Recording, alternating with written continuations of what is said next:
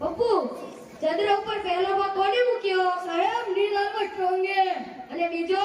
સાહેબ એને જ મૂક્યો ને એ જોઈ ક્યાં લંગડી નંબર ગયો. હું જો આ ગામનો સરપંચ હોઉં ને આખા ગામની તસવીર બદલી નાખ્યા. પેલા તારી લુંગી તો બદલ તાર ઓલો ઘાઘરો પહેરો છે.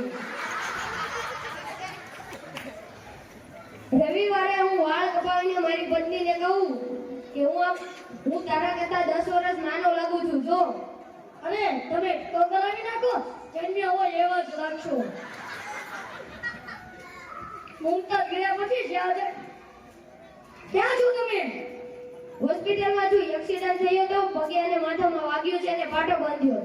અરે જોજો મારું ટિફિન તો આડું નથી પડી ગયું ને. મેં એમાં મહેનતથી અલગની દાળ બનાવી હતી. ઢોળાઈ તો નથી ગઈ ને. મુમતાઝના ગયા પછી શાહજહાં તેના માટે તાજમહેલ બંધાયો. હું જાય પછી તમે શું બંધાવશો? મીનાબેનનું ટિફિન. બપોરના સમયે એક ભિખારી મારા ઘરે આવે છે અને હું એને કહું કે મેં તને ક્યાંક જોયો હોય એવું લાગે છે. અરે તને નથી ખબર આપણે બંને તો ફેસબુક ફ્રેન્ડ છીએ. ચીટુ ઉઠ, ચા બનાવી છે. તું ચા બનાવીને હું થોડો તપેલીમાં સૂતો છું.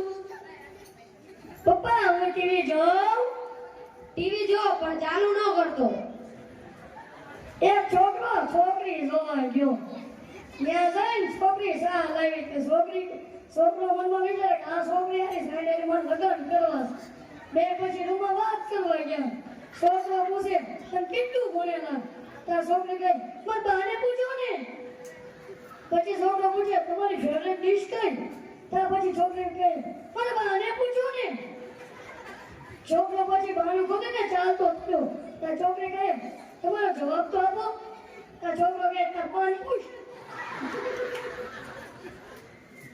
अपने दर्द को छुपाना सीख लिया कि अपने दर्द को छुपाना सीख लिया, हर बात पे मुस्कुराना सीख लिया, बस ये दो लाइन बोलकर हर कोई को अपना बनाना सीख लिया. अपने दोस्तों की हमेशा सुना करो क्योंकि उनके घर पे उनकी कोई कभी नहीं सुनता.